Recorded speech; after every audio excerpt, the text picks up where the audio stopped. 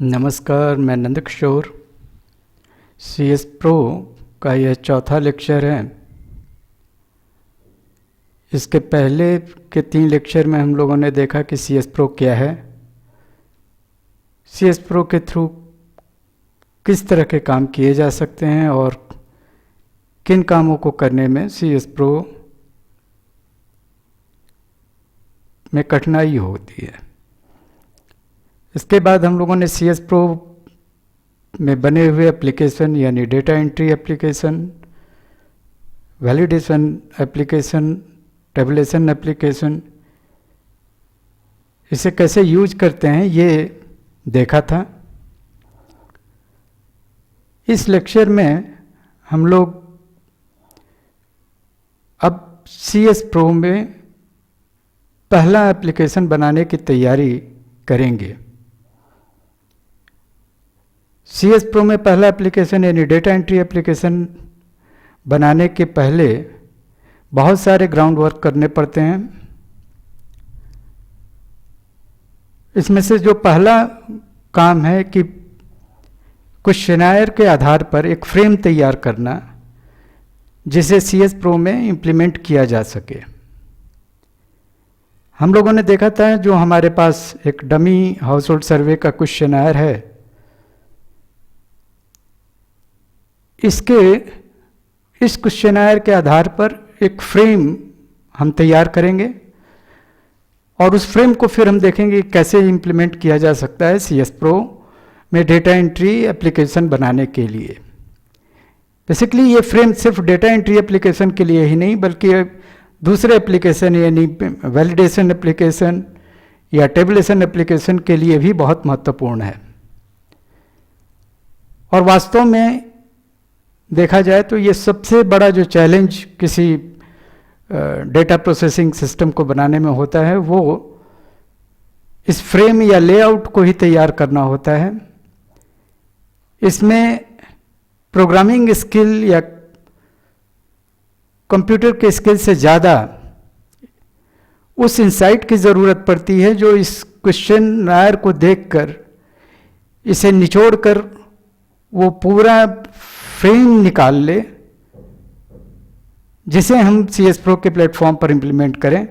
ये एक इंसाइट की ज़्यादा ज़रूरत पड़ती है, इसमें कंप्यूटर स्किल या प्रोग्रामिंग स्किल की ज़्यादा ज़रूरत नहीं होती और यही सबसे बड़ा चैलेंज किसी सर्वे या सेंसस डेटा प्रोसेसिंग को बनाने में होता है।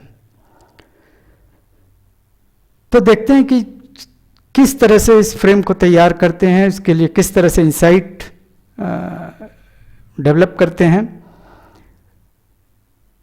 किसी भी क्वेश्चनायर को से फ्रेम निकालने के लिए 3 महत्वपूर्ण चीजें हैं। सबसे पहला चीज है कि उसका आईडी कैसे बना है। जैसा आपने पिछले लेक्चर्स में देखा कि आईडी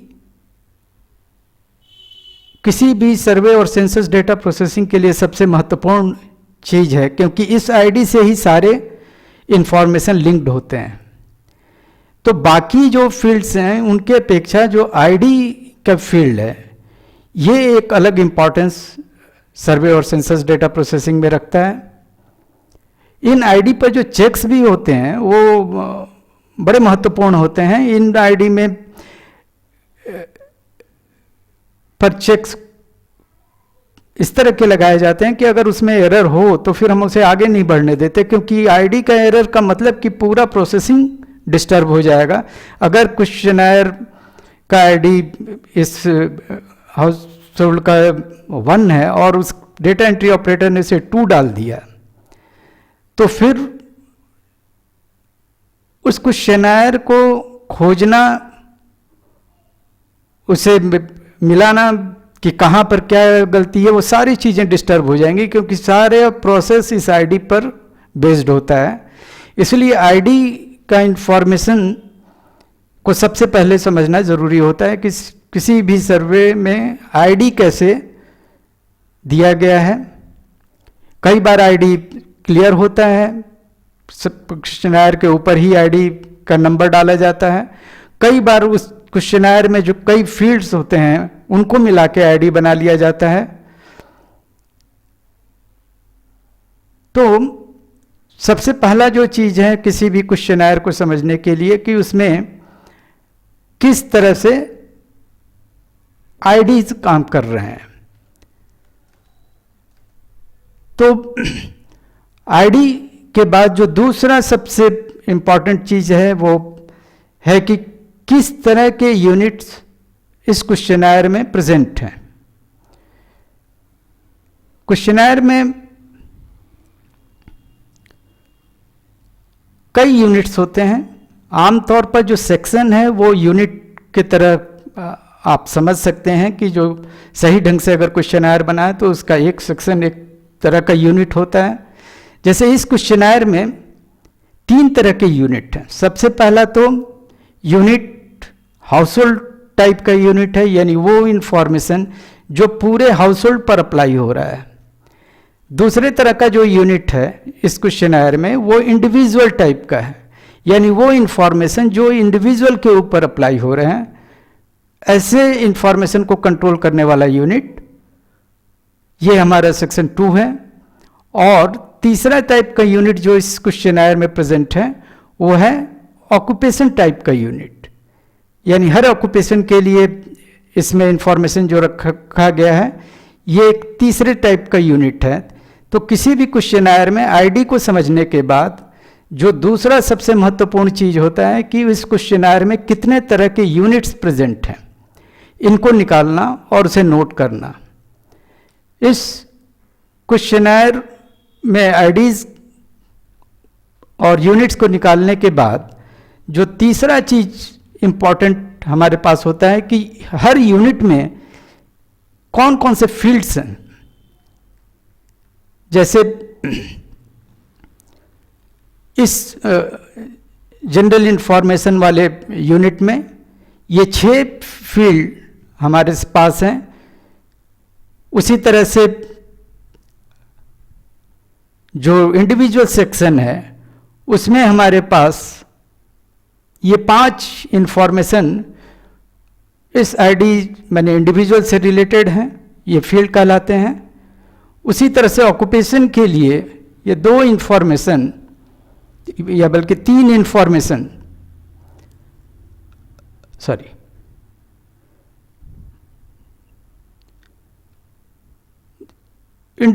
ऑक्यूपेशन के लिए 2 जो इंफॉर्मेशन है ये इस ऑक्यूपेशन के कैरेक्टरिस्टिक को बताने वाले हैं। तो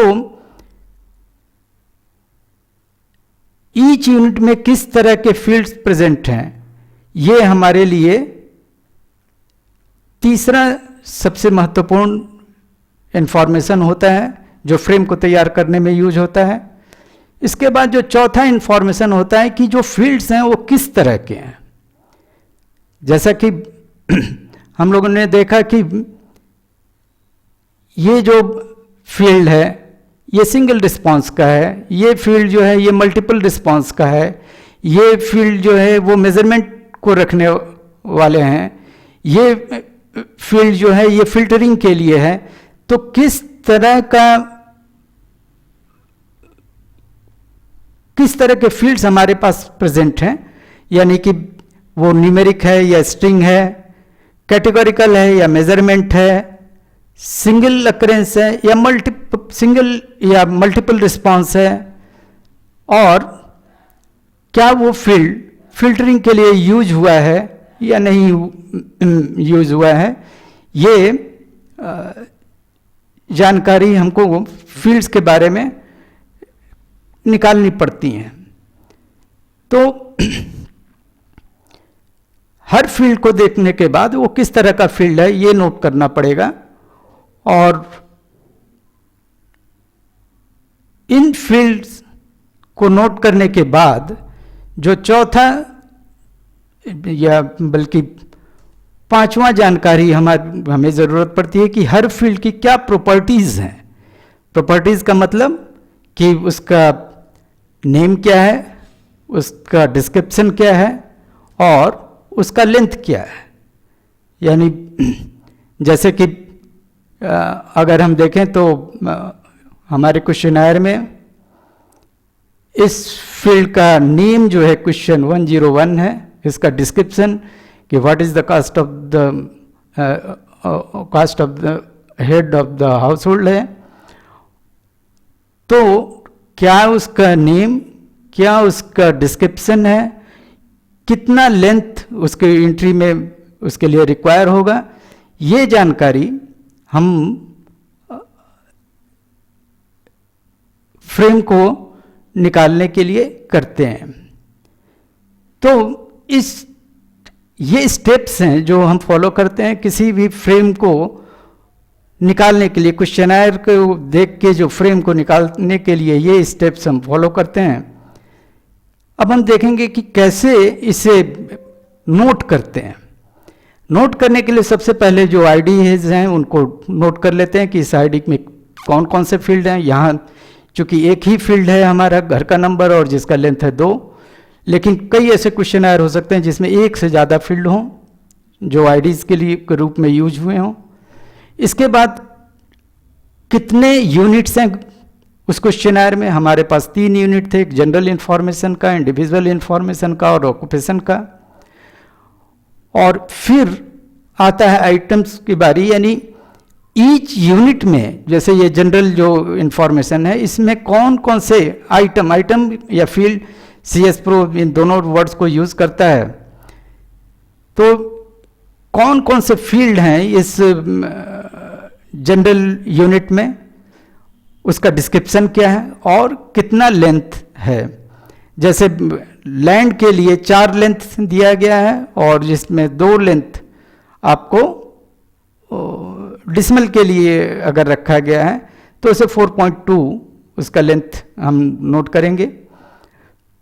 उसी तरह से जो इंडिविजुअल रिकॉर्ड है उसमें उसका नेम क्या है, ये फील्ड का डिस्क्रिप्शन क्या है और उसमें कितने लेंथ की ज़रूरत होगी, ये नोट किया गया है। तो सबसे पहले हम आईडी, फिर यूनिट्स, फिर ईच यूनिट्स के भीतर जो फील्ड्स हैं उनका नेम, डिस्क्रिप्शन और लेंथ, ये नोट करते हैं। और इस तरह से एक ढांचा पहले तैयार करते हैं कि इस क्वेश्चनायर में किस तरह का ढांचा प्रेजेंट है, इस क्वेश्चनायर में किस तरह का ढांचा प्रेजेंट है। ये इस पूरे क्वेश्चनायर को एक तरह से निचोड़ना है, जिसको निचोड़ के पूरा एक ढांचा निकाला। और इस ढांचे को अब हम देखेंगे कि कैसे CS प्रो में इम्प्लीमेंट किया जा सकता है। इसे हम अगले सेशन में देखेंगे। धन्यवाद।